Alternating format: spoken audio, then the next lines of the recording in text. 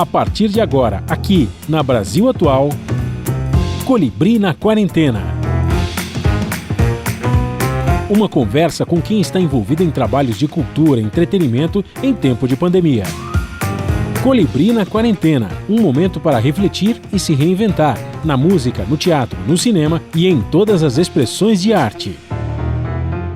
Olá pessoal, no programa de hoje nós vamos conversar com Ana Morena Tavares, do Festival do Sol, lá do Rio Grande do Norte, e também com Thales Lopes, do Festival Goma de Minas Gerais. Eles pertencem a um grupo de mais de 130 festivais que, apesar das diferenças, estão se unindo em um grande manifesto conjunto pela música em tempos de crise. Um bate-papo de política, arte e, é claro, de música. Tudo online, em casa, na quarentena. Bom, agora nós vamos falar sobre festivais, de música e vamos falar de um manifesto muito importante que está saindo aqui, do Manifesto Conjunto pela Música em Tempos de Crise. O pessoal dos festivais pelo Brasil fizeram um manifesto e estão preocupadíssimos com esse momento, porque logo que pintou a pandemia, pararam-se todos os festivais e repensaram todo. Nós estamos aqui conosco. Primeiro vamos apresentar a Ana Morena Tavares, ela está lá no Rio Grande do Sul, do Festival do Sol, ela é produtora cultural, baixista e também idealizadora do Combo Cultural do Sol. É isso, Ana? É isso, só que eu sou do Rio Grande do Norte. Do Rio Grande? Eu falei do Rio Grande do Sul? Falou. Eu sou do Rio Grande do Norte. Falha total. Rio Grande do Norte, corrigido agora com todas as letras, né? Perfeito. E agora vamos falar com o Thales Lopes, que está em São Paulo, aí vou tomar cuidado, mas ele cuida das coisas lá de Minas Gerais, do Festival Goma. É isso, Thales? Pode corrigir se estiver errado também, que aqui na boa. Não, é isso.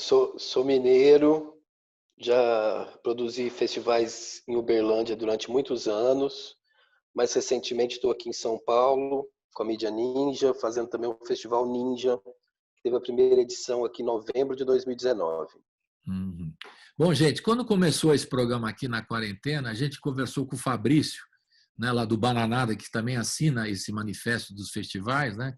E ele estava simplesmente apavorado. Eram os primeiros dias da pandemia, né? Os primeiros dias.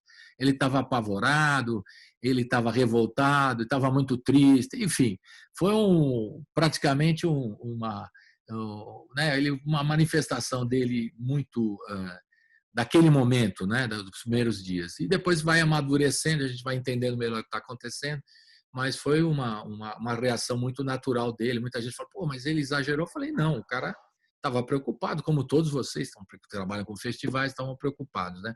De lá para cá, algumas coisas mudaram, a gente já tem uma realidade diferente, até pior, por algum aspecto, né? Porque a gente não sabe quando vai voltar ou não a normalidade, ou se vai voltar alguma normalidade nesse sentido. Enfim, então eu queria que vocês primeiro dessem o depoimento de vocês sobre a reação que vocês tiveram, vocês que organizam festivais tão importantes pelo Brasil. Começando com o Rio Grande do Norte, até está lá escrito, né, atrás da Ana, está lá o Festival do Sol, né? Tem mais sol aí no Rio Grande do Norte do que no Rio Grande do Sul, né? Meu erro foi perdoável. Diga. Sem dúvida.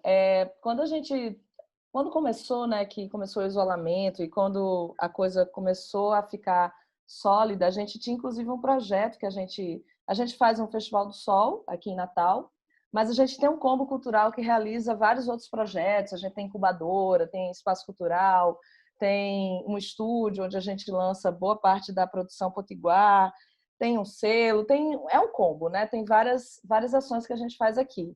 Então, quando tudo isso começou, a gente ficou esperando ver o que é que ia acontecer no sentido de que atitude tomar. Só que a gente não pode tomar atitude em cima de incertezas. O que a gente fez foi a gente suspender um projeto que a gente tinha acontecendo na época, que era o Te Encontro na Música, e a gente suspendeu, era um projeto de música, de show, e ficamos pensando sobre como a gente poderia articular de fazer as pessoas não perderem o fogo, não perderem o foco. As pessoas que eu digo, a equipe, as pessoas que trabalham com música, tanto no palco, como são os artistas, como as pessoas que ficam por trás.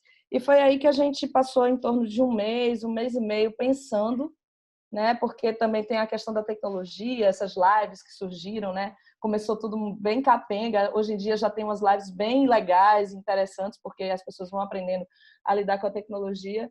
Então a gente também esperou um pouco ver o que é que ia acontecer. E a gente fez uma ação aqui em Natal com artistas potiguares, que foi o Festival do Sol Sessions. Ela está acontecendo, né, desde o dia 5 de maio e vai até o dia 11 de junho. Todo dia tem artista potiguar nas nossas mídias sociais. Uhum.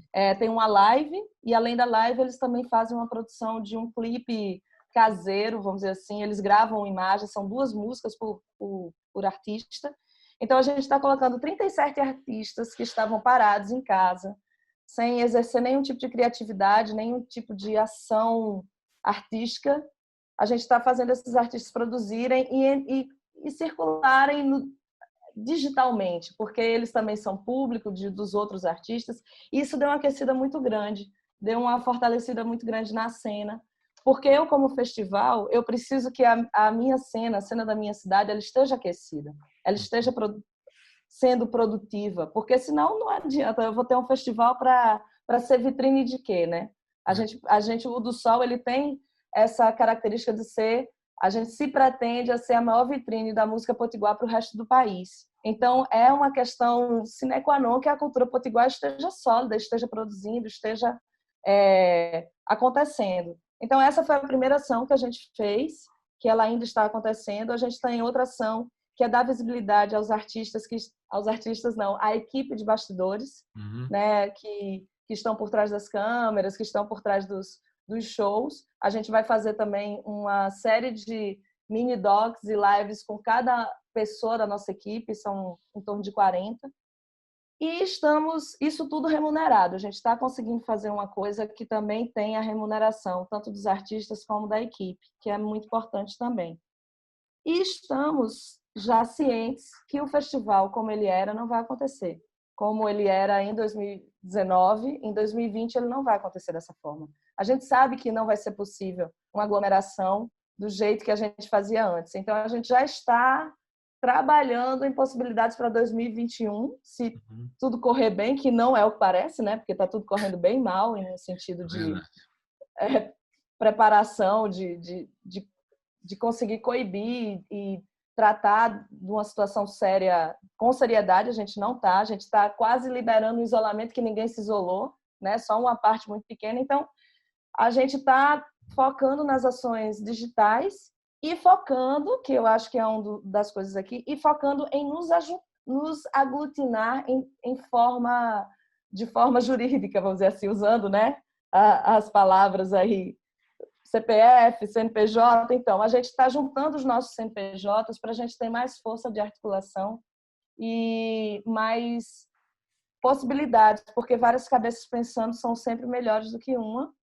E é por isso que a gente criou esse manifesto e se aglutinou digitalmente falando, para a gente poder pensar juntos soluções e poder também juntos, num bloco grande, poder também exigir, né? Porque é muito difícil você exigir pessoalmente um festival lá do Rio Grande do Norte, tem uma força muito pequena, mas 100 e tantos festivais, né, batendo no peito e dizendo a gente tem que ter uma série de ações para que a gente não morra, é outra história. Depois eu falo mais, senão o Thales não fala.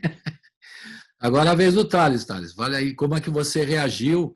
Você aí em São Paulo nesse momento por motivos de trabalho, mas o seu festival lá de Minas, né? O Festival Goma, né? Como é que você reagiu nesse primeiro momento e as soluções criadas, né?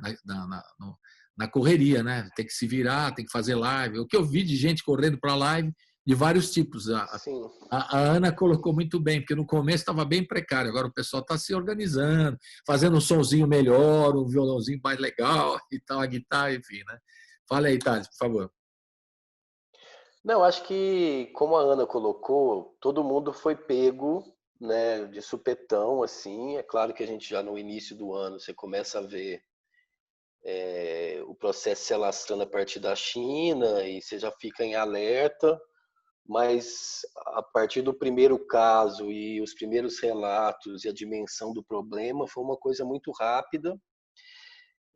Todo mundo que está nessa mobilização dos festivais, e é legal começar com Ana mostrando a experiência do Sol, porque são pessoas que não estão relacionadas especificamente a um ponto, não são produtores de festivais apenas, né? Uhum. São pessoas que estão ali construindo a cena da música nas suas cidades, nos seus estados, e no Brasil inteiro, em diversas frentes diferentes. No nosso caso aqui, a gente tinha acabado de formalizar, né, de tirar o alvará para funcionamento num grande espaço cultural aqui em São Paulo de 4.000 metros quadrados, que foi o espaço que a gente fez, inclusive a edição do Festival Ninja em novembro de 2019. A gente estava pronto para abrir as portas para poder funcionar todos os dias. E aí, de repente, o que a gente sabe fazer, que é juntar a gente, se transforma em algo completamente inviável. Mas como tudo na vida e que fez parte da construção da música independente lá atrás e que levou ao surgimento da Brafim em 2005 e de uma série de movimentos e que fez criar esses coletivos como o do Sol no Rio Grande do Norte, a gente vai tentando ver o que pode fazer com as condições que estão dadas. E aí é o clássico, tem dificuldade, vamos tentar achar oportunidade. E eu acho que foi isso que acabou acontecendo para os festivais, de certa forma. É claro que a situação é dificílima, é muito complexo, porque a gente não pode realizar eles objetivamente, como a gente sempre fez, né, juntando gente, mas foi um momento da gente conseguir olhar mais para o lado, né? E logo no início a gente já mapeou uma iniciativa que estava acontecendo em Portugal, que era o Festival Fica em Casa, né, que foi uma ação que começou em Portugal. E a gente resolveu fazer a edição do Fica em Casa BR. E ali, quando a gente percebeu que tinha essa possibilidade, que era bacana, e que era uma forma, inclusive, de tentar passar a mensagem de que era importante se ficar em casa naquele momento, e talvez se a gente tivesse encarado isso com a seriedade devida, a gente já poderia estar fazendo como alguns países estão fazendo, de começar a pensar uma transição para a reabertura. A gente, infelizmente, não tem como ter nenhum tipo de planejamento, porque não houve nenhum tipo de ação efetiva para poder dar conta desse problema. Mas ali a gente resolveu fazer o Fica em Casa BR, e na construção do Fica em Casa BR, vários produtores de festivais se somaram, né? E ali a gente realizou, foram 3 semanas, realizando shows todas as semanas, né? Mais de 80 artistas participaram, não sei quantas horas de show, 200 artistas, um número gigante. E tem mais, não sei, uma quantidade maior ainda de artistas que se colocaram, se inscreveram para poder participar. Nasceu essa faísca de pensar, poxa, por que a gente não está junto como a gente já teve em determinado momento? Na primeira década do século XXI, aí, em 2005, surgiu uma entidade muito importante, que foi a Brafim, Associação Brasileira dos Festivais Independentes, né, que a gente fazia parte, que a Ana fazia parte com o do Sol, e que reuniu uma série bananada do Fabrício, que você citou no início. O Fabrício, inclusive, foi o primeiro presidente da Brafim. E a gente, junto na realização do Fica em Casa BR, a gente começou a se provocar se não era o momento de articular festivais novamente.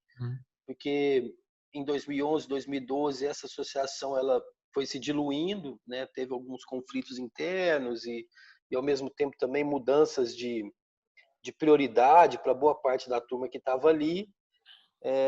Mas a gente entendeu que era o momento de retomar isso, né? Esses festivais reunidos, trabalhando, fazendo coisa junto, vendo, pô, olha como que a gente faz coisa junto, que é legal, como que a gente tem. E aí, muito rapidamente, esse processo ganhou uma dimensão enorme, né?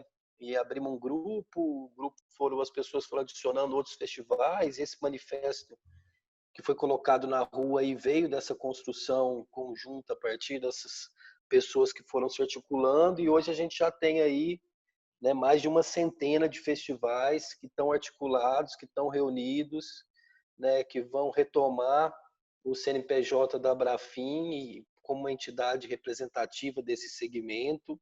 Estamos debatendo ainda se o nome é esse ou não, mas já entendemos que a gente precisa ter uma entidade que represente os festivais de música no Brasil, como a Ana colocou. E é isso, vou segurar também, senão a gente se estende aqui. Não, vai por temas, né? Mas aí é É importantíssimo, isso, então, são mais de 100, você falou, né? Eu acho que está contemplado, isso. acho que o Brasil todo, quanto os estados todos do Brasil estão contemplados, quase todos. Praticamente todos os estados do Brasil. Uhum. Se não me engano, tem 3 estados apenas que ainda não tem festivais que estão assinando: Tocantins, Hum. Amapá, esses 2 que eu estou lembrando, mas já Agora, estamos conversando com produtores também desses lugares para a gente poder ter o Brasil inteiro. Agora, o festival nos moldes que vocês faziam antigamente, como eu disse a Ana Morena, não vai rolar esse ano, pelo menos. A previsão de vocês é que esse ano não tem o festival no padrão antigo, né? Vocês estão criando alternativas para a produção cultural dessa turma que faz o festival, vocês, né? Estou falando. Exatamente. Mas não vai voltar do jeito que era, com aglomeração impossível e tal.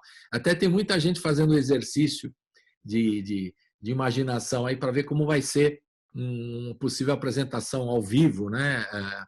Ao ar livre, por exemplo, né? Como são a maioria dos festivais, como é que vai ser. Então já estão olhando as experiências na França, na Itália e em outros lugares para ver como é que vai ser. Já tem algumas ideias aí, eu vi uma aí na França, o pessoal isolado assim em círculos, né, e diminuindo em Portugal. O Fred Martins, músico, nos informou lá de Lisboa que no Coliseu, por exemplo, que é um lugar famoso lá em Lisboa, que cabe mais de 5.000 pessoas, 300. Eles iam prever Nossa. com isolamento e tal. Mas tudo é uma experiência que a gente já nem viu, ainda não se levou a fato, né? Esses espetáculos ao ar livre. A gente está ouvindo e está vendo o que eles estão fazendo lá, o que é uma boa, né? Saber o que vai funcionar, o que não funciona, até uma boa para a gente, né? O que a gente devia ter feito no nosso isolamento, vendo o exemplo deles lá, as besteiras que fizeram e os acertos, nós não fizemos uma lição de casa, agora a gente vai demorar muito mais para voltar, isso é fato, né? Aí já é uma questão política e daqui a pouco a gente vai colocar aqui. Mas o fato é que a gente não sabe como vai. Vocês estão acompanhando também a volta da música ao vivo nesses outros países, algumas experiências, já tem alguma ideia sobre isso? Tem alguma informação? Ana? Olha, eu acho que a gente tem acompanhado. Eu acho assim, eu sou uma pessoa que mesmo no pessimismo, eu sou otimista. Quero dizer o quê? Eu quero dizer que eu acredito que pequenos lugares vão ser possíveis serem abertos, acho que talvez no segundo semestre, lá para o meio do segundo semestre, lugares não como a nave, que é o espaço que Thales... Thales, fiquei triste em saber que vocês tinham conseguido já o alvará, porque o espaço lá da nave é sensacional em São Paulo, lá da turma da Mídia Ninja, é incrível mesmo, mas eu penso assim, se até camisinha, quando surgiu a AIDS, as pessoas aprenderam a usar, entendeu? Que era uma coisa absolutamente que era inconcebível, entendeu? E as pessoas passaram 2 anos sem dar nem beijo de boca, com medo de pegar AIDS, porque ninguém sabia direito como é que era. Eu acho que a gente vai aprender a lidar com isso. Não acredito que nunca mais a gente vai ter aglomerações. Eu acredito na ciência, acredito que a gente talvez consiga ter uma vacina mais breve do que se está esperando. O Brasil não, né? O Brasil vai ficar de fora, porque temos esse governo aí, mas um dia essa vacina vai chegar para a gente também. E sim, a gente está fazendo esse trabalho de pensamento de como poderemos voltar. Eu estou trabalhando, por exemplo, no primeiro semestre de 2021. Crente, confiante de que já vamos ter uma série de protocolos de comportamento e de ações para poder funcionar de uma forma mais segura. Porque eu também não quero que as pessoas que vão para o festival fiquem todas doentes depois. Isso não é legal. E é isso. A gente só pode prospectar, pensar, criar no mundo da imaginação, porque fatos reais a gente realmente não tem. A gente não tem nem a garantia de uma vacina, porque eu acabei de ler em algum canto que alguns médicos que se curaram, adoeceram, se curaram, voltaram a trabalhar, adoeceram de novo. Então, nem Eu soube disso. Como é que chama, meu Deus? A coisa de não ficar doente de novo. A pessoa, essa doença tem, Imune. entendeu? Imune, A obrigada. imunidade. A imunidade. Então, a gente está aqui mesmo confabulando, conversando entre cento e tantos festivais. Tem uns que dizem, vamos fazer a coisa dos carros, como é, os drive-ins. Drive-ins. Está tendo algumas experiências Gente, aqui em São Paulo, o Thales acho que está acompanhando também, para te informar, de cinema. Então, volta do drive-in, né? Aí o cara vai com o carro, mas é como disse a Laís Bodansky aqui do cinema, ela é diretora de cinema da SP Cine aqui, ela falou, pô, mas e quem não tem carro, danou-se, né? exato. E a maioria das pessoas, por exemplo, quando do sol, não tem carro. Pois é. Entendeu? E aí? O que é que me adianta essa coisa? Pois é. Então, Diz aí, algumas Thales, o que é que você experiências tem pensado? Porque... estão rolando, né? Enfim, eu acho que... Não, eu acho que é isso. Fala, Thales, desculpe. Fique à vontade. Não, eu acho que é isso que a Ana colocou mesmo. Eu acho que assim, nós vamos ter que primeiro aguardar. Eu acho que mais por uma questão de responsabilidade do que por uma questão de determinações legais que vão nos impedir.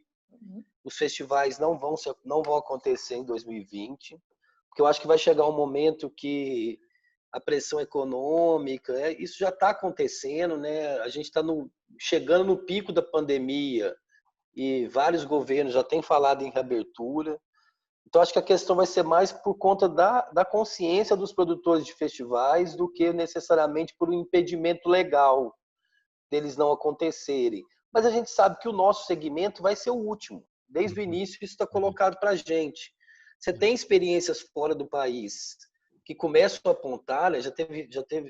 Já lançaram roupa para poder frequentar esses espaços, por exemplo, né? Que você vai roupa lá, de astronauta.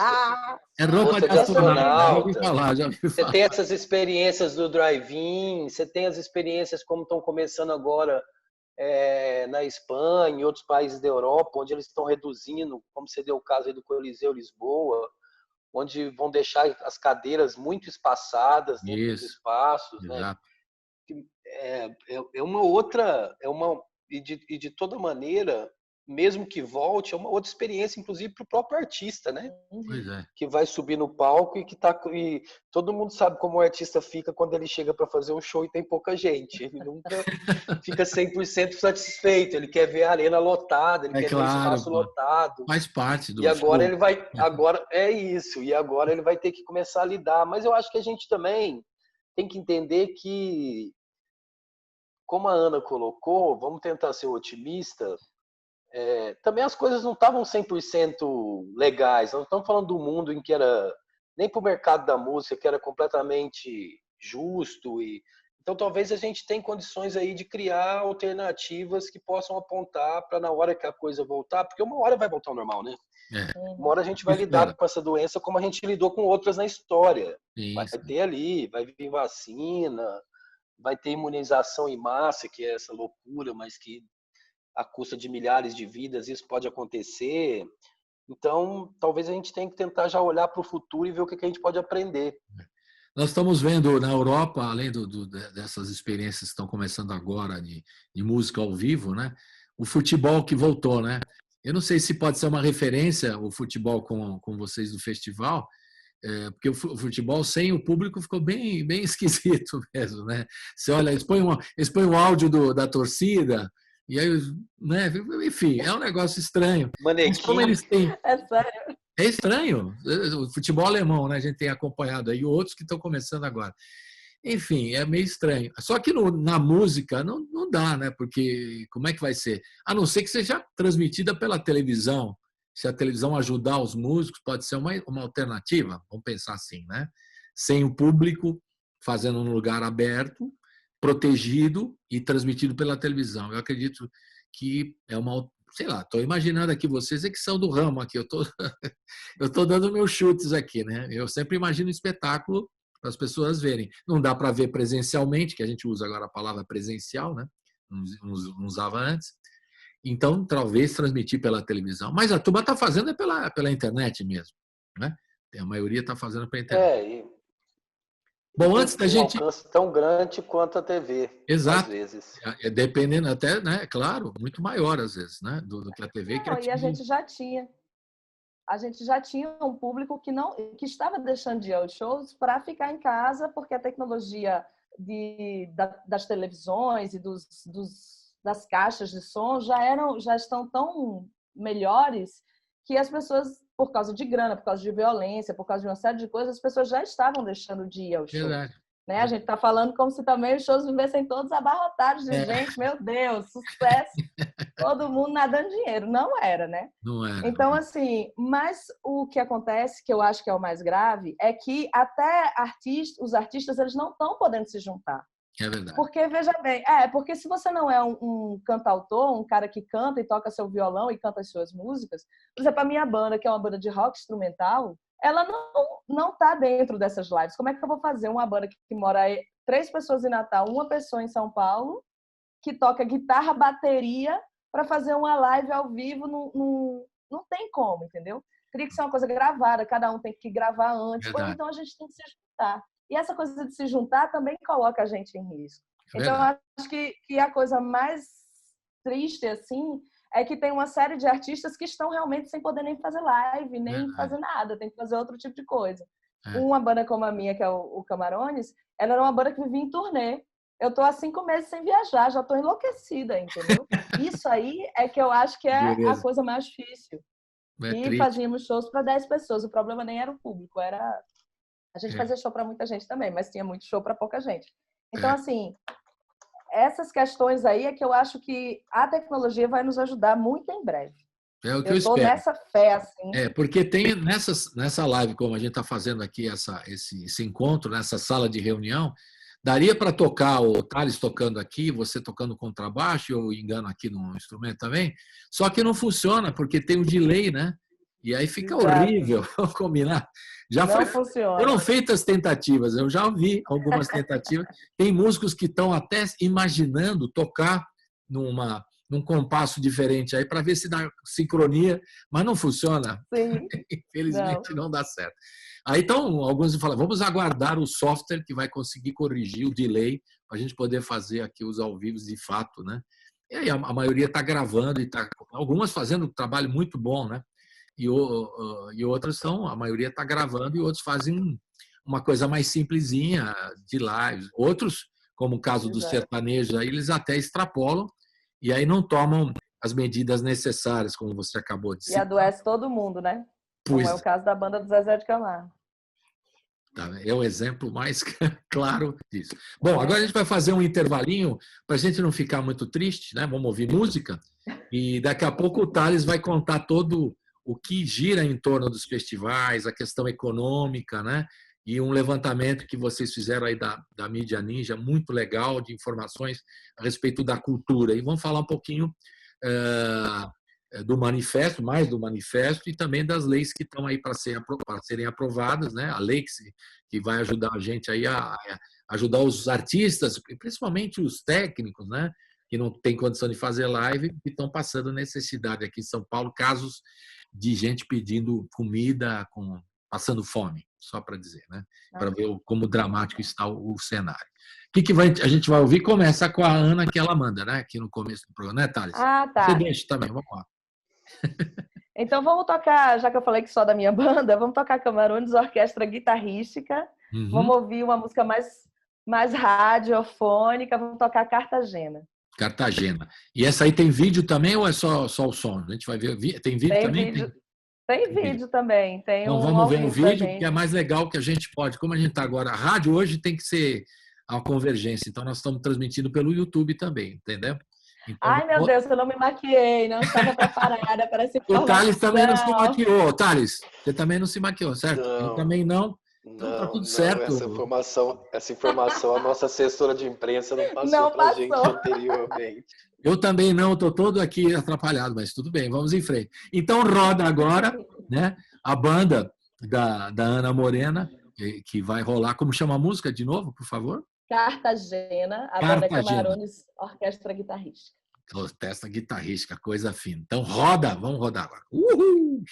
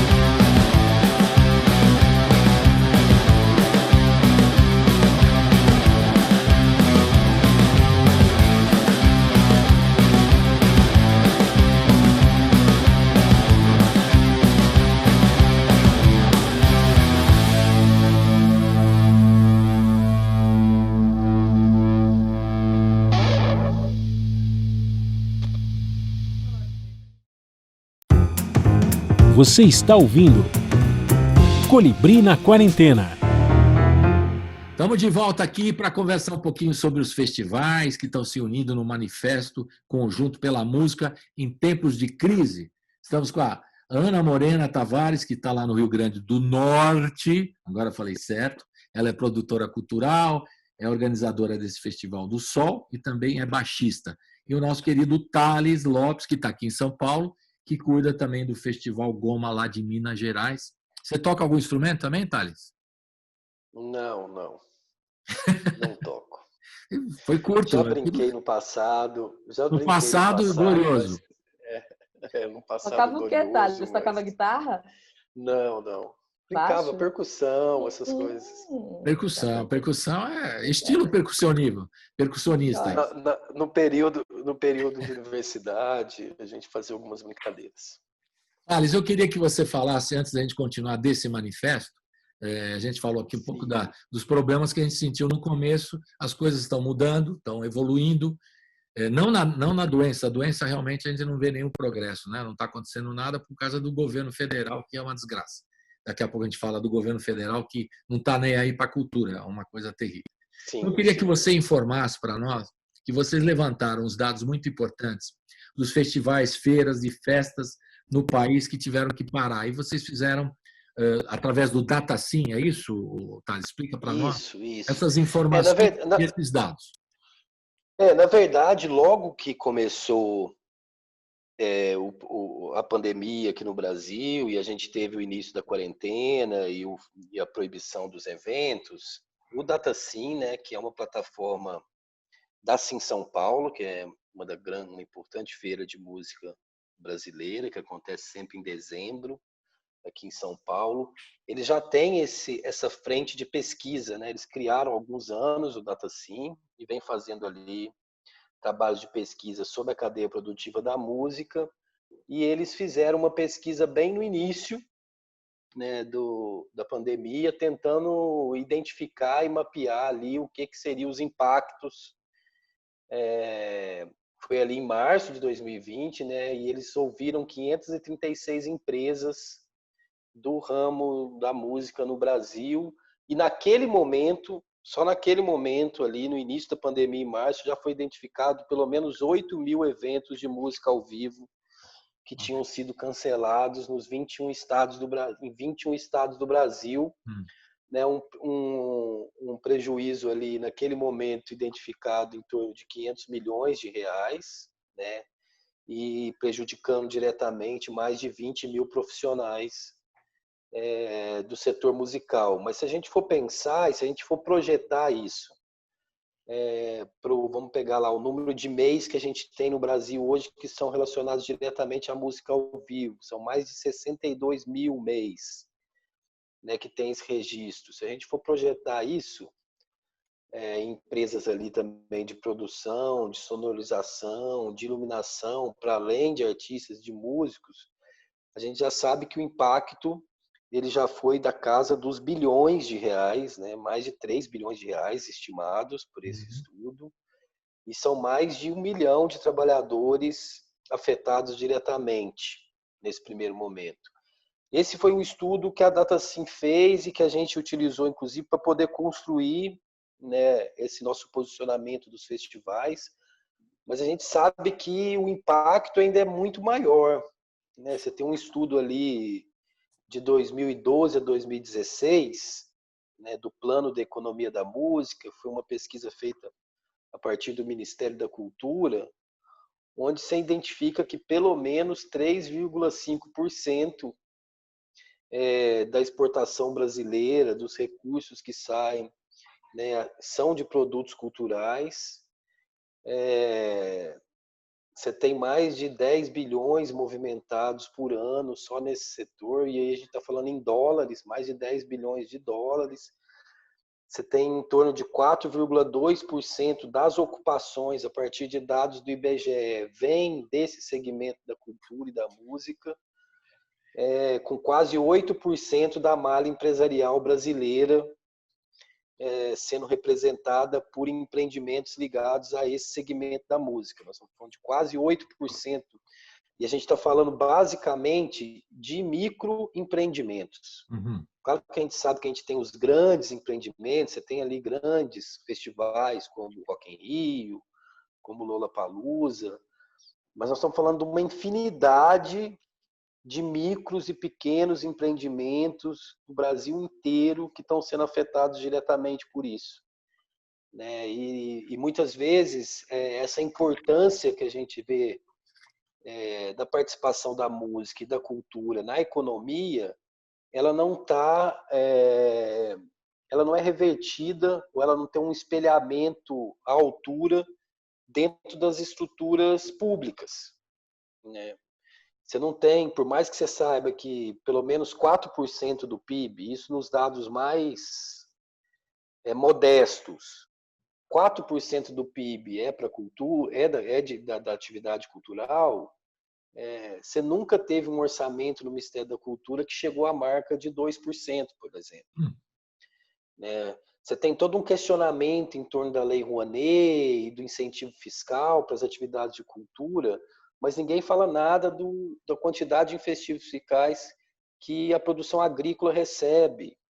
Você nunca não tem uma empresa de carro, uma indústria de carro que vai chegar no município e se instalar sem receber uma série de incentivos fiscais. Às vezes a prefeitura doa o terreno, perdoa o IPTU durante 10 anos. Então, assim, o incentivo fiscal ele faz parte de um processo de estímulo da indústria e do setor de serviços no mundo inteiro, e não é diferente no Brasil, na maioria, todas as coisas. A gente brinca, né? A geladeira tinha que vir escrito nela. Essa geladeira foi financiada pelo Ministério da Indústria e Comércio, como a gente é obrigado a colocar quando a gente consegue um incentivo fiscal para poder realizar um evento cultural. Então, existe, inclusive, né, uma deturpação muito grande da questão da cultura na política e da política cultural, que a gente viu só crescer nos últimos anos, inclusive, né? E é um segmento que ele é fundamental para a nossa economia e que ele não é apoiado.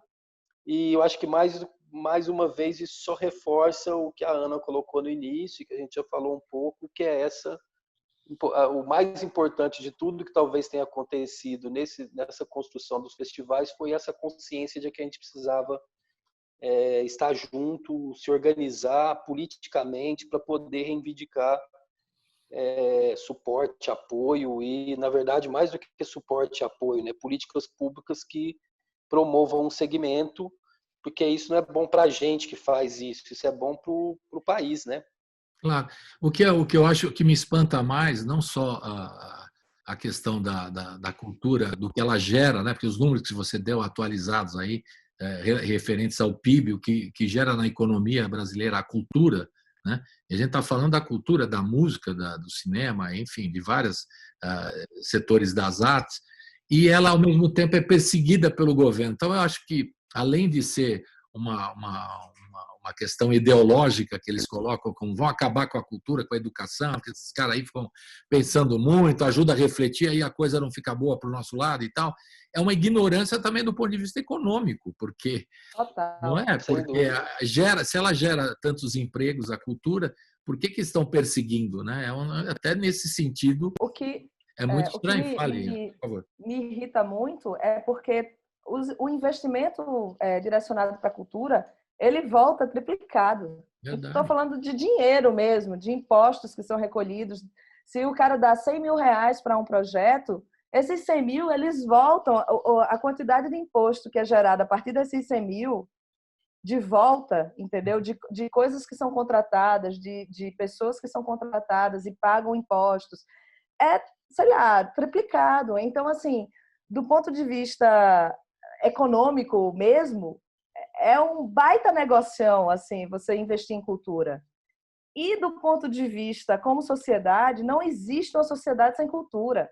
Você pode até não investir, você pode tentar matar os artistas e fazer o que for, mas eles vão existir, as pessoas vão consumir, ela vai estar entranhada, porque para você ser uma pessoa humana e vivendo em sociedade, você tem que ter cultura. Não é uma coisa que não dá para dissociar. E o que a gente tem tanta perseguição é Perseguição. basicamente porque a cultura, né, a cultura ela forma pessoas pensantes, pessoas que se perguntam, se questionam, elas aprendem a ver vários lados de uma mesma coisa. Então, elas param de ser massa de manobra, né, que é uma coisa fácil de você lidar, ainda mais se for um governo que quer isso, e ela começa a indagar, a pensar, a dizer, não, peraí, se a gente tivesse um país com uma cultura sólida e uma educação sólida, um governo como esse jamais teria sido eleito, entendeu? Porque as pessoas, quando vem um anúncio dizendo que vai ter uma mamadeira de piroca, a pessoa diz, uma mamadeira de piroca? Sério? Não, peraí, não, deixa eu ver isso aqui direito. As pessoas perguntariam e não diriam assim, meu Deus, vai ter, socorro, entendeu? É por quê? Porque as pessoas não desenvolveram o pensamento cognitivo, o pensamento Crítico. de que crítico, exato. As pessoas não desenvolveram, é impressionante. E quando você começa a gente tem tido vários debates disso. Então, quando você senta e começa a conversar com uma pessoa dessa, você vê a cara da pessoa mudando. Se ela não for uma pessoa lá dentro, né, com vínculos, sei lá, do fascismo e coisa parecida, ou altamente preconceituosa ou intolerante, se ela tiver um pouquinho de noção ou de humanidade dentro dela, ela começa a cair a ficha, entendeu? Só que é muito difícil isso, porque o bombardeio de outras histórias mentirosas e inverídicas e cheias de fantasia, porque é tanta fantasia, entendeu? Que você... Ontem me mandaram um vídeo, até que a Mídia Ninja postou, de Paris, né? Dizendo que era em Manaus, contra Bolsonaro. Aí eu, que sou uma pessoa que digo, gente, eu ainda nem tinha visto o vídeo da Mídia Ninja, eu digo, gente, isso não é Manaus, porque Manaus não é essa cidade. E segundo, não, olha essas pessoas, olha com certeza isso nem no Brasil é. Escutem o que as pessoas estão falando, então. Por quê? Porque eu tenho um pensamento crítico e desenvolvido. Não, tá. Até gostaria muito que fosse, entendeu? Mas não é. Por isso tem Então, a disseminação do fake news é fácil, né? A pessoa não tem o senso muito. crítico e fala, isso aí não, é isso mesmo. Como? Não tem E as discernimento. Né? pessoas foram, por esse governo, foram autorizadas a levarem à tona uma série de coisas abomináveis que elas têm dentro delas, entendeu? A intolerância racial, a intolerância de gênero, né, de você não aceitar o diferente. Tem a questão da religião, que é uma coisa muito séria também, que inclusive tem um lado das igrejas que é contra, porque não tem nada a ver com o que está, sei lá, na Bíblia e com que a coisa do amor e tal que tem nas religiões é totalmente diferente. Então, assim,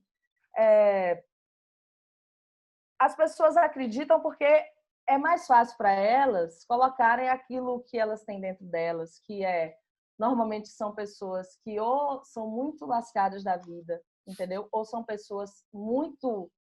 são os opostos, né? Ou são pessoas muito ricas e querem que o resto do mundo se exploda, ou são pessoas que só se lascam, e isso vem, essa coisa animalesca, ela vem à tona. Então, um governo que autoriza isso é muito difícil, sabe? A gente está num beco quase sem saída, mas a gente vai encontrar. Porque se temos pessoas que sabem trabalhar na diversidade, é o que eu digo sempre, se temos pessoas que entendem como dar a volta por cima e se reinventar, são os artistas, é a área cultural, eu acho que a gente vai conseguir. Talvez demore, né? Eu acho que a gente que está vivendo essa época, os próximos 20 anos estão bem comprometidos, assim. É verdade. Mas tudo bem. Agora, tem uma questão, queria que o Thales comentasse também, porque é uma perseguição deliberada, né? A gente está falando da música, do apoio emergencial à música, que está encaminhando aí o projeto, que a gente aguarda aí o que vai acontecer nos próximos dias e tal, né? E tem até a possibilidade de veto do presidente, do coisa aí, não sei o que pode acontecer, a gente não sabe, né? Não pode apostar nada, né? A gente tem que esperar com uma certa distância aí, porque, enfim. E tem uma perseguição deliberada, e isso não é só na música. A gente tem visto aí, até a postura da Secretaria de Cultura, parece que é uma brincadeira, né? Então, tem questões aqui. Em São Paulo, a Cinemateca, uma das mais importantes do Brasil, que podem fechar, acabar. Né? Acabar. E tem coisas de música incríveis, né? Registros musicais das emissoras da Tupi, da Manchete, outras emissoras que acabaram, estão todas lá na Cinemateca, registros musicais que eu acompanhei. E pode acabar, isso vai se deteriorar, nunca mais, a gente não vai ver nunca mais isso aí. Quer dizer, olha só, né? Eles estão detonando a cultura, mas de forma premeditada, né? Eles querem acabar, querem acabar. Você acha isso também, Tano? Sim. Não, eu acho que o princípio da guerra cultural é o principal, talvez, esteio ideológico do bolsonarismo, né? E que está ali muito claro pregado no pensamento do Olavo de Carvalho. Todo o pensamento do Olavo de Carvalho é construído em torno de uma guerra cultural que tem que ser travada, porque a inteligência, né, cultural, ela é dominada por o que ele chama de um marxismo cultural. A gente sabe o tanto que isso é esquizofrênico, maluco, mas é o que estrutura, pelo menos no campo do comportamento e de uma ação política também efetiva. É o lugar, porque aí, e nisso ele talvez tenha um componente de inteligência, nisso, é porque identificar a importância que a cultura tem. Eu acho que nisso eles conseguiram entender, né, que ela tem essa capacidade. Então a gente tem que combater de um lado, porque senão a gente nunca vai conseguir colocar em prática um projeto político de cunho autoritário, de cunho preconceituoso, racista e que vai atacar povos indígenas, né? Isso é impossível se você tiver minimamente um processo cultural ativo, rico, fervilhando, como a Ana colocou. Agora, o que eu acho que está acontecendo, e aí volto com a perspectiva otimista que a Ana também colocou ali, é que, de certa forma também, ao partir para esse ataque deliberado, como você colocou, que está acontecendo, isso é um fato, né? E não é à toa que o tema da Lei Rouanet se transformou numa das principais coisas do próprio debate eleitoral, né?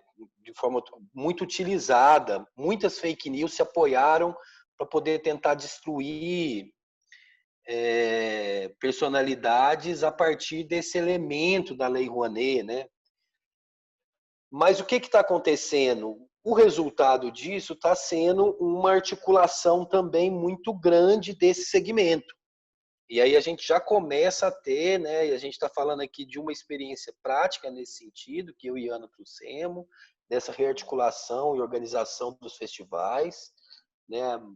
Nunca a gente teve aí um processo onde 150 festivais estivessem ali debatendo no mesmo grupo e com o mesmo horizonte, com uma mesma perspectiva comum, com o mesmo objetivo, inclusive fazendo a leitura política e querendo colocar essa entidade a serviço dessa disputa política. Isso é inédito, porque sempre tinha, em todos os outros momentos que a gente se articulou, sempre tinha um grupo que falava, não, música e política não pode se misturar, essa coisa aparecia, e hoje isso não aparece mais. Então esse é um ponto. E a gente tem um outro ponto que também você citou, Colibri, que foi essa lei que está no Congresso para ser aprovada, a Lei de Emergência Cultural, que foi uma iniciativa que começa também de um processo de baixo para cima de articulação do setor cultural, e aí não é do setor cultural que está na televisão, é do setor cultural dos pontos de cultura, da base da pirâmide da cultura brasileira, que se rearticulou muito rapidamente, e por isso que a gente conseguiu ter uma votação tão expressiva. Aquela votação da Câmara Federal, né, com a aprovação de todos os partidos, inclusive o governo, votando sim, e só o Partido Novo falando não, não foi porque de repente todo mundo achou que a cultura é legal. Aquilo ali só aconteceu porque em todos os estados do Brasil os deputados foram pressionados nas pontas, nas suas cidades, com grupos de WhatsApp que foram construídos nos estados inteiros. Aquilo ali foi resultado de uma pressão política de baixo para cima, e esse setor cultural está começando a perceber que ele tem, inclusive, um poder, uma força, e talvez ele pode ser a costura que a gente tem tido dificuldade de ver acontecer nas forças políticas. Porque a gente não conseguiu ter uma frente. A gente não conseguiu ter uma frente ampla, mas ali a gente conseguiu que até o governo votasse a favor. A gente conseguiu que uma série de partidos que são de direita, de centro-direita, também endossasse a partir de uma pressão popular que estava acontecendo. Né? Coisas que a gente tem tido dificuldade de diálogo dentro do próprio campo progressista, que não se acerta. Então, eu acho que existe aí uma coisa nova acontecendo também com o setor cultural, e que a lei de emergência cultural, e a gente espera que ela seja aprovada no Senado e que ela não tenha veto do presidente, que ela é importante porque as pessoas estão passando dificuldade real, porque elas não conseguem trabalhar, então a gente precisa disso chegar para resolver a questão agora, e o nome de emergência cultural é porque ela é emergencial mesmo. Deu uma travadinha aqui. Fala de novo, Thales. Desculpe. Thales. Deu uma travada nele aqui. Você está ouvindo, Ana? Deu uma travada, né? Estou ouvindo, ele travou. Peraí, vamos voltar. Voltou. Thales, volta ao seu raciocínio aqui umas 4 frases atrás que deu uma travada aqui, por favor. Tá. A lei de emergência cultural. Travou de novo. Eita, nós, hein? Essa é uma dureza, essa internet. Então, acontecem essas coisas. Então, é o novo... o bumbo furou, a caixa de baixo parou de funcionar. Caiu a luz no show, né? Caiu a luz no show, né? Mas caiu a energia. De novo, tá? Desculpe. Realmente. Tá caindo? Tá. Vai devagarzinho que não cai, de repente. Eu não sei. Vai lá. Deixa eu ver se mudou minha internet aqui, porque tem algumas redes aqui, podem ter mudado. Só um minuto. Agora melhorou. Você tá sem imagem. Agora está parada a imagem, mas a gente está te ouvindo aí. Não, mas é isso. A lei de emergência cultural, ela mostra essa efervescência do segmento da cultura, que começa a se organizar, que começa a se articular e que eu acho que pode ser, inclusive, uma importante frente de combate, não só de busca de conquistas para o próprio setor cultural, mas uma importante frente política de combate ao que a gente está precisando combater nesse momento. Beleza. Isso mesmo.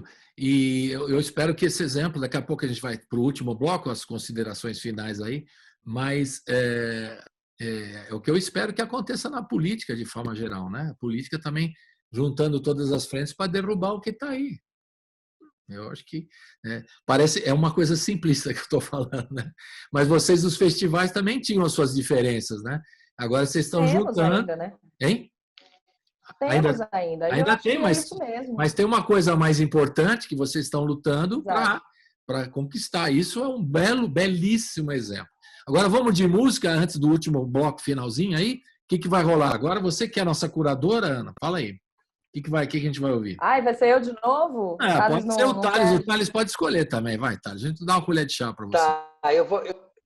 Eu vou escolher, eu sou mineiro, vou escolher uma banda mineira, que inclusive eu trabalhei com eles muito tempo, são meus amigos, eu acho que eles têm um trabalho incrível, que são os Porcas Borboletas, lá do Triângulo Mineiro, se reuniram lá em Uberlândia, e eles lançaram um último disco agora, o ano passado, e eu vou pedir para trocar a música Maguila. Beleza. Porcas Borboletas já são sócios aqui da Rádio Brasil Atual, na Hora do Rango, né? Tiveram aqui, produzidos pelo Gustavo Ruiz, nosso querido amigo, parceiro, compositor irmão de Tulipa, compositor e produtor, uma figura incrível da música aqui de São Paulo, e um entrosamento perfeito entre o Porcas Borboletas e o Gustavo, e deu um discão muito legal que a gente vai curtir agora. Então roda, daqui a pouco, o finalzinho aqui para a gente analisar com vocês aí. Roda! Adilson Maguila Rodrigues.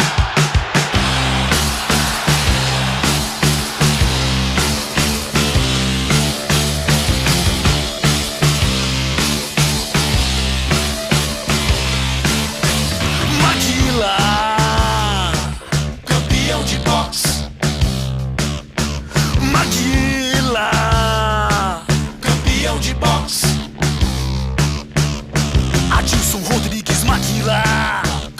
campeão de boxe. Adilson Rodrigues Maguila, campeão de boxe.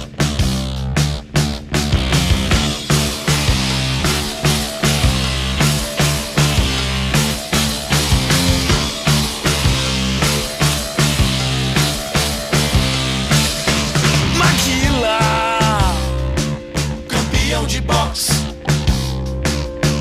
Maguila, campeão de boxe. E o nosso Maguila, hein? Adilson Rodrigues Maguila, campeão de boxe. Adilson Rodrigues Maguila, campeão de boxe.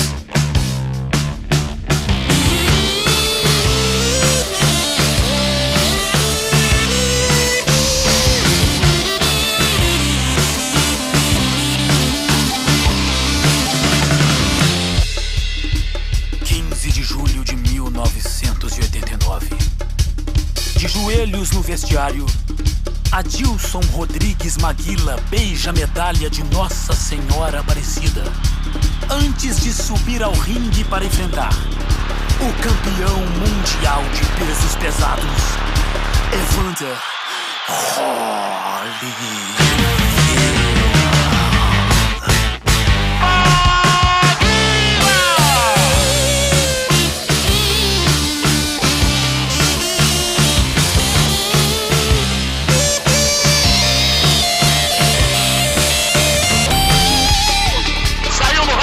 O holandês não consegue achar o brasileiro nessa cadeira. Olha lá, tá ficando irritadíssimo. Tem que tomar cuidado, Maguila. Castiga duramente, com a direita e com a esquerda. Faz bom pêndulo, sai dali. Olha a direita que chegou tocado no rosto do Maguila. Olha o contragolpe. É perigosíssimo esse contragolpe. Maguila deixou o braço muito embaixo. Direita em cima, vai pras cordas. Olha o problema. O Pelar bate pra cima do Maguila. Sentiu dois golpes poderosos contra a cabeça do Maguila. Responde à altura. Responde com a esquerda.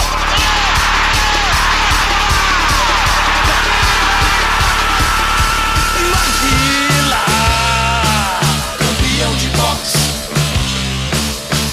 Maguila, campeão de boxe. Adilson Rodrigues Maguila, campeão de boxe.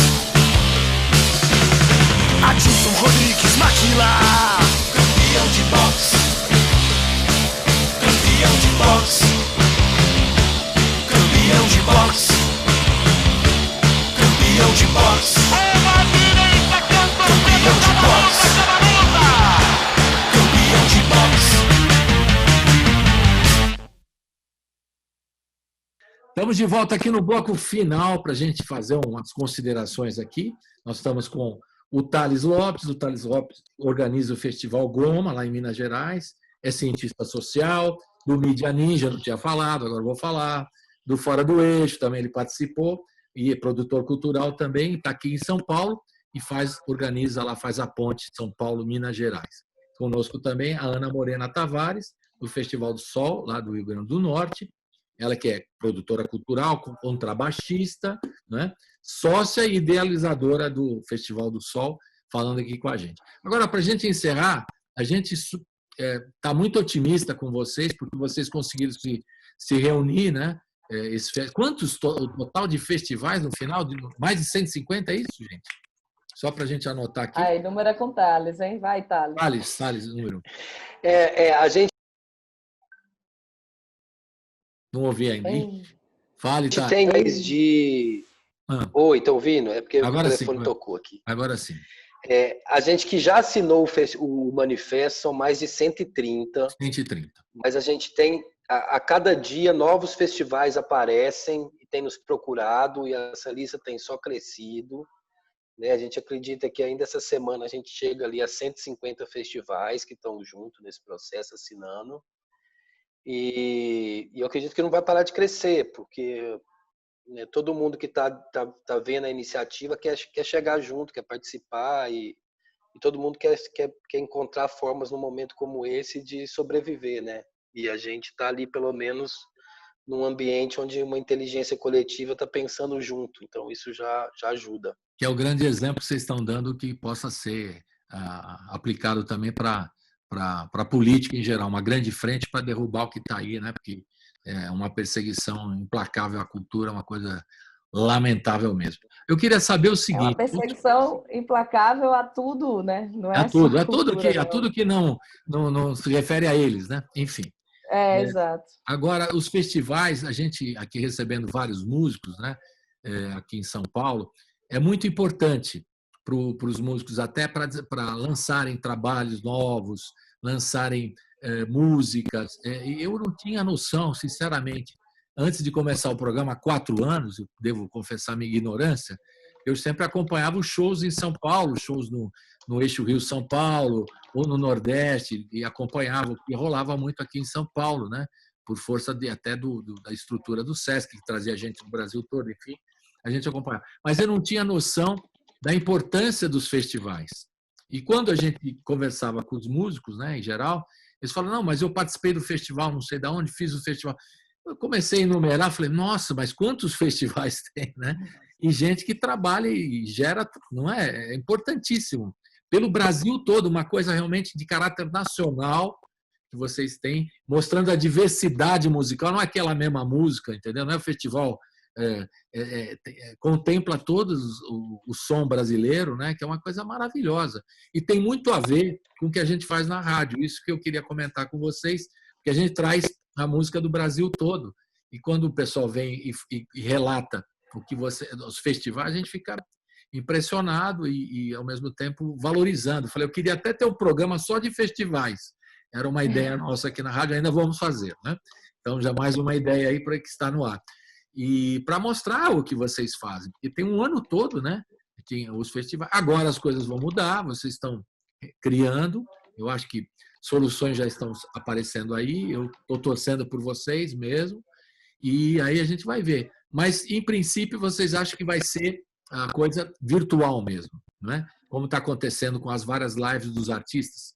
Um primeiro momento para ajudar essa turma toda, os técnicos, artistas que estão com questões básicas com fome mesmo, né, para falar com português claro, e gente com dificuldade financeira, que não tem mais a receita do show, né? Então a gente fala isso todo dia aqui no programa. E vocês estão vendo, além do apoio oficial das políticas públicas, algumas iniciativas da iniciativa privada que vale a pena, que estão ajudando os artistas, os festivais, enfim, vocês estão numa expectativa assim também? Ou a gente tem que esperar só uma medida do governo? É importante a medida do governo, claro, mas e as outras iniciativas? Entre vocês mesmo, de solidariedade. Ana.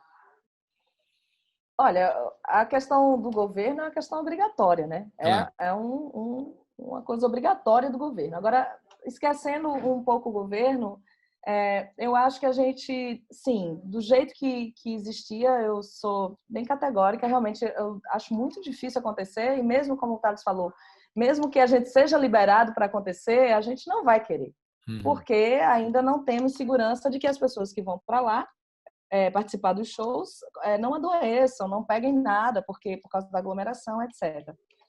Essa questão da digital, de ir para o digital, já está acontecendo, já é assim. Hoje em dia, todas as nossas coisas, nosso papo aqui já é digital. Eu já dei várias entrevistas para a TV local que foi digital na minha casa, inclusive seria ótimo se mesmo que a gente pudesse ir depois continuasse, porque é uma mão na roda isso.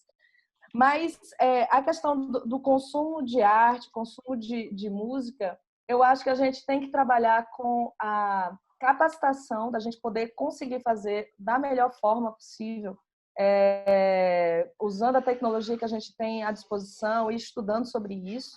É o que a maioria das pessoas está fazendo, é o que a gente está fazendo aqui do Sol. A gente está aprendendo a lidar com esses novos formatos, com a nova tecnologia, que às vezes nem é tão nova aqui. Por exemplo, o do Sol está transmitindo o Festival do Sol Sessions, que é essa 37 artistas, todo dia um artista potiguar diferente nas nossas mídias, com lives e etc., com apoio da mídia Ninja, da Ninja Music, que nos está ensinando como trabalhar com os programas, como fazer de uma forma mais legal, que tipo de coisa de banda, de internet a gente precisa ter, talvez comprar um equipamento e mandar para o artista para ele poder fazer aquela live de uma forma melhor. Então, são tantas coisas que a gente está pensando, e eu acho que existe sempre uma adequação. É uma coisa que eu digo muito para quem é, sei lá, produtor de show, diretor de palco. Existem funções paralelas nesse novo ambiente.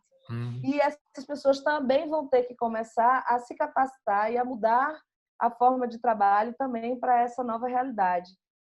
Que, no caso do Sol, a gente está pensando em trabalhar, fazer uma grande oficina, né, desse tipo de coisa, principalmente com a equipe da gente, e abrindo para mais pessoas, para que isso se propague, porque é o que vamos ter. É o digital, é todo mundo em casa assistindo coisas pela TV, pelo iPhone, pelos telefones da vida. E, infelizmente, o nosso boteco, hoje em dia, é o chat da live, né? É onde a gente bate papo, onde a gente grita na beira do palco e diz maravilhosa, foguinho, mãozinha para cima e toma emoji. Infelizmente, por enquanto, é isso mesmo. Mas eu acho que a gente vai encontrar outras formas de interagir como a gente fazia nos festivais. Porque os festivais, eles são importantes porque eles misturam as pessoas. Eles misturam o artista local com o artista de fora, artista grande com o artista que ainda não é tão conhecido, com o público, com pessoas que não estão tocando no festival, mas que estão lá assistindo e são músicos também. Então, essa grande mistura é que faz um festival ser tão importante, tão imprescindível para qualquer cidade, para qualquer cena musical de cada cidade. Isso a gente ainda está descobrindo como é que vai conseguir fazer essas coisas acontecerem, porque isso para mim é o que é mais complicado, porque apesar da gente ter os chats, a gente ainda fica muito isolado um do outro. Não tem ninguém tomando cerveja junto, sabe, falando besteira junto. Isso é uma coisa que a gente vai aprender uma nova forma, que eu ainda não sei qual é. E também ver como vai gerar receita para todo esse pessoal, né? Porque esse é o grande desafio, né? Criando uma alternativa pela internet, mas também precisa gerar receita, porque esse pessoal precisa sobreviver da música. Isso é importante, né? Boa. Deixa eu só completar. Isso aí, para mim, é o que a gente mais depende da tecnologia. A gente já tem algumas coisas sendo feitas através da Simpla, né? Das que vendem tickets, estão fazendo agora uma venda do Zoom, né? De uma live no Zoom, etc. Mas isso, para mim, ainda é muito complexo. Eu espero que plataformas ou sites, ou seja lá o que surja, consiga fazer assim, tem uma live acontecendo agora, você clica, a pessoa diz, você tem 5 minutos, se você se mantiver na live, você vai ser cobrado, sei lá, R$10 do seu cartão de crédito. Isso aí, entendeu? Se a gente conseguisse uma facilidade de geração de renda desse jeito nas lives, nos acessos ao material digital, isso aí já era uma força grande. Eu acho que as tecnologias e as plataformas já estão pensando sobre isso. Acredito que o IGTV, por exemplo, muito em breve vai ser pago, assim, vai ter essa possibilidade de ser cobrado para quando você assiste.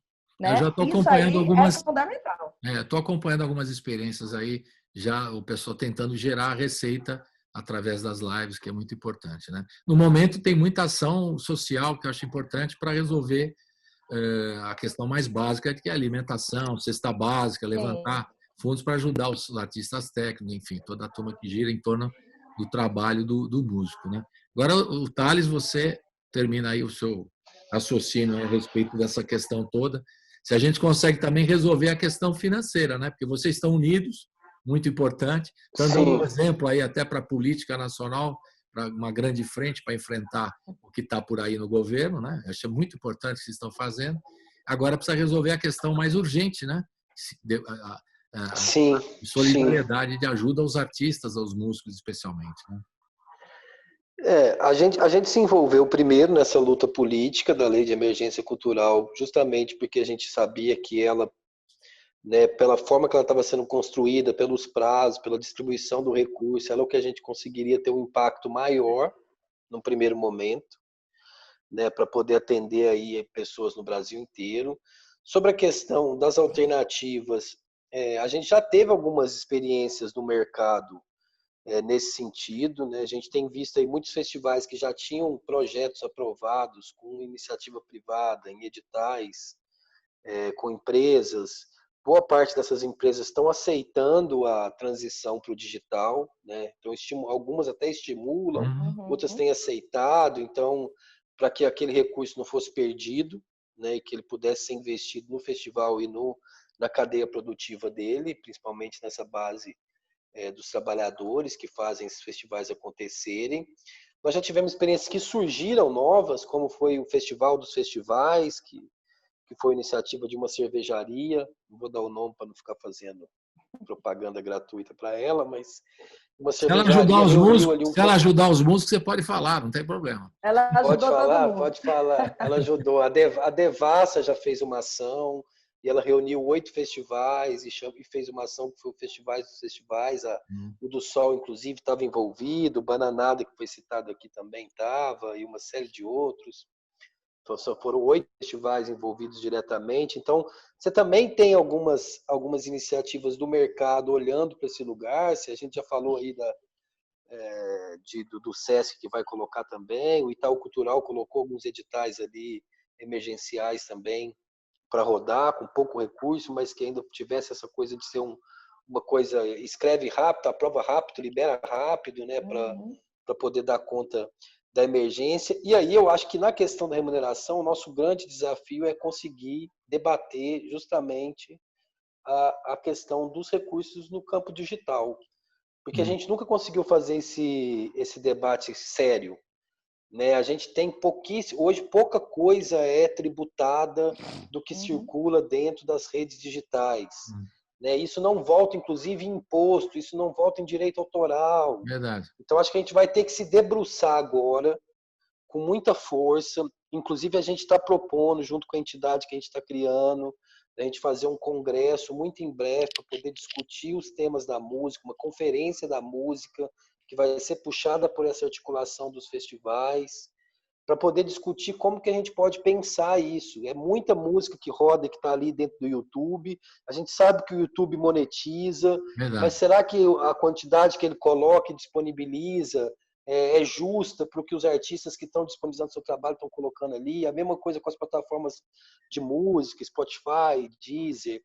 Então, acho que nós temos um trabalho, um dever de casa nosso, enquanto setor da música, de entender como que isso funciona e o que a gente pode cobrar, porque são bilhões de reais gerados, né, mensalmente, e que não têm retorno e que não voltam diretamente para a classe, que não voltam nem para o Estado, muitas vezes, em termos de impostos.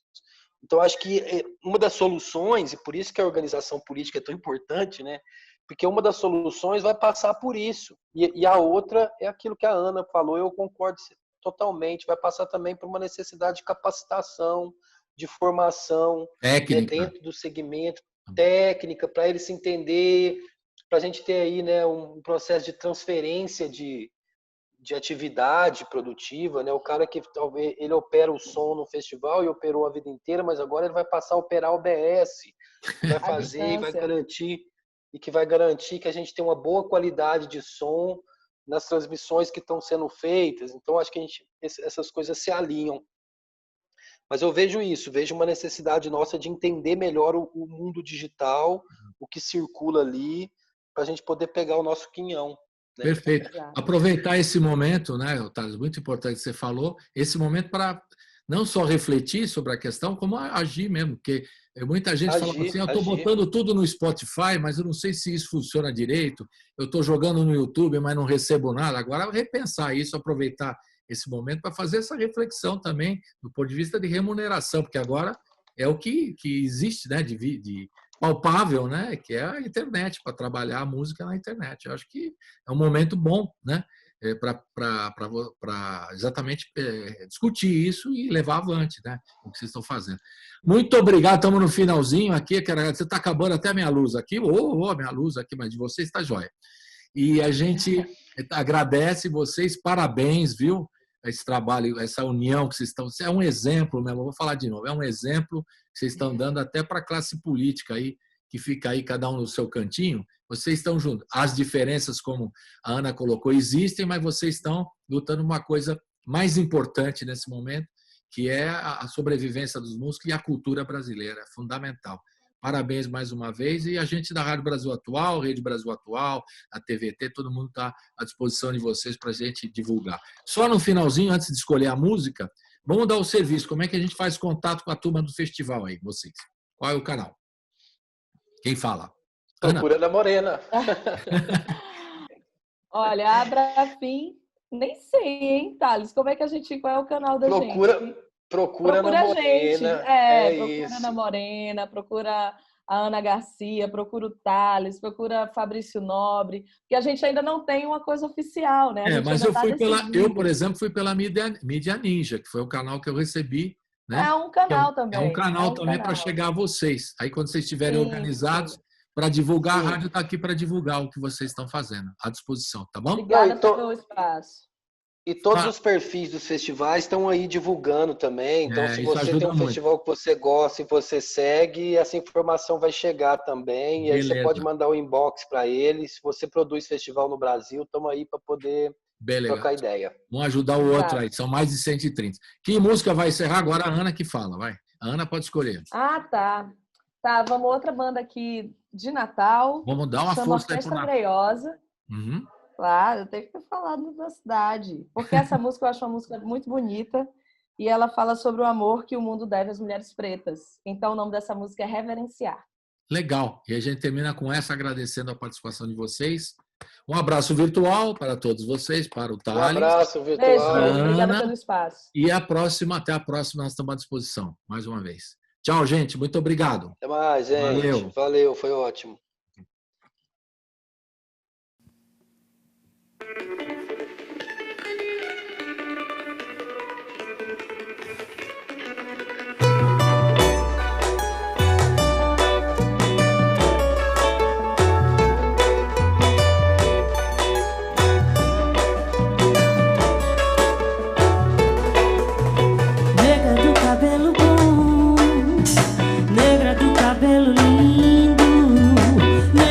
Cabelo power, tua negritude é o grito, o amor que eu preciso, tua beleza é um rito, o amor que é preciso, tua beleza é um rito.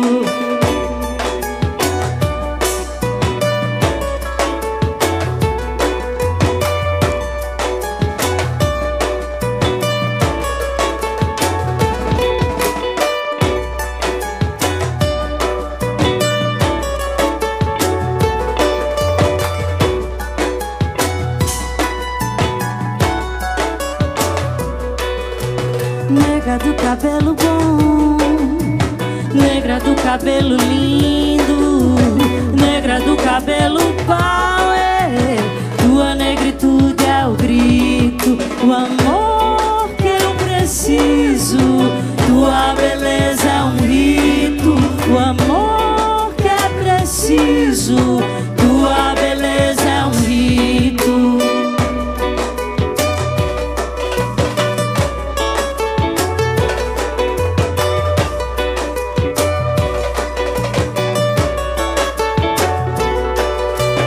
Coração tá batendo, como quem diz não tem jeito.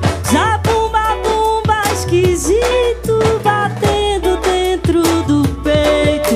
Meu coração tá batendo, como quem diz não tem jeito. O coração dos aflitos pipoca dentro do peito. O coração dos aflitos pipoca dentro do peito, o coração.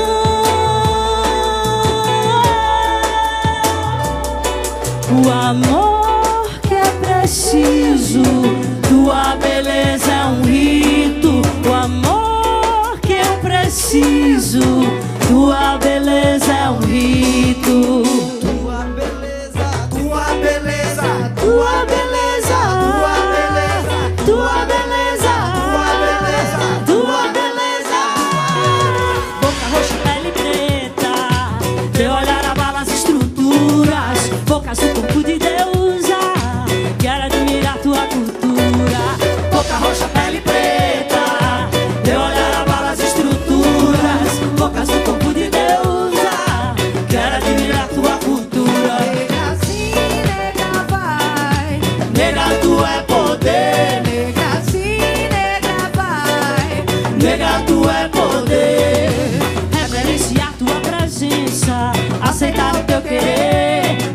assim, nega, vai. Nega, tu é poder.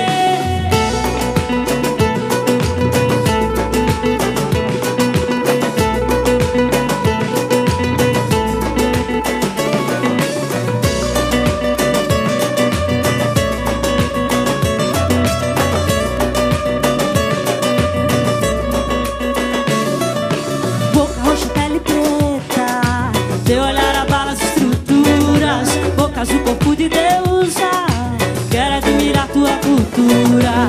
Boca roxa, pele preta, teu olhar abala as estruturas. Boca azul, corpo de deusa, quero admirar tua cultura. Nega, sim, nega, vai.